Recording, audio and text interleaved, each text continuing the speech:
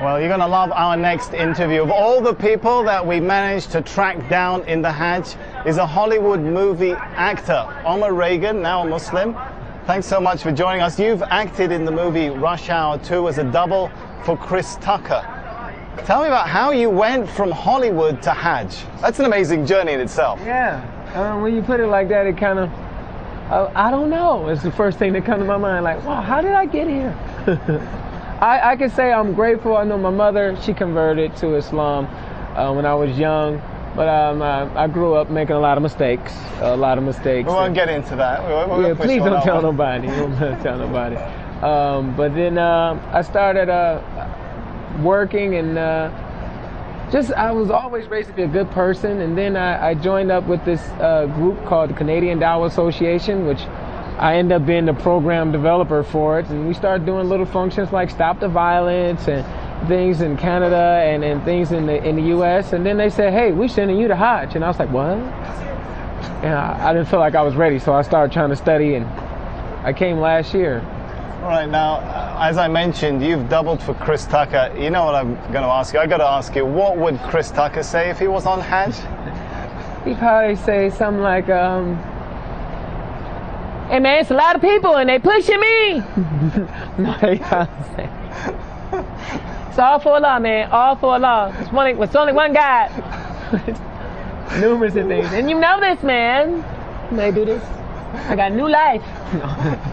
How do Hollywood? You're still working in Hollywood, so yeah. It's quite an interesting balancing act. Do Hollywood and Hajj really go together? You can maintain those two roles. Hollywood and Hajj. Yeah, that's controversy right there. That is controversy. It's like, when you hear it. But is that Bernie Mac now? Or what is that? Hollywood and Hajj. Now, you know, it's conflicting, but it works.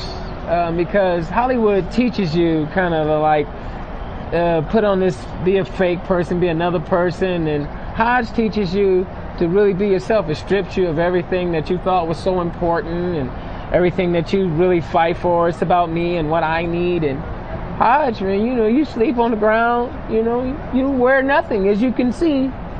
No, we don't want to really show you wearing nothing. He is dressed, by the way. That is true. That is true. But you stripped of all those worldly possessions, you know, and you kind of, everybody's on the same level, no matter how much money you have. We're the same. So I can take that back to the U.S. with me, you know. Be a nice person, be a good person. What Islam really teaches is have good character, good manners. Tell me, Omar, does it hurt your Hollywood profile, your Hollywood career, that you have such a high profile as a Muslim? As you mentioned, you're in Hajj, you're talking to us on TV, you're part of the Canadian Dawah Association. I don't know. That's a good question. I'm going to find out when I go back home. If you need a job, I'll talk to my boss. Yeah, do that, because U.S., they'll be like, you was on Al Jazeera? What? I'm like, they love us.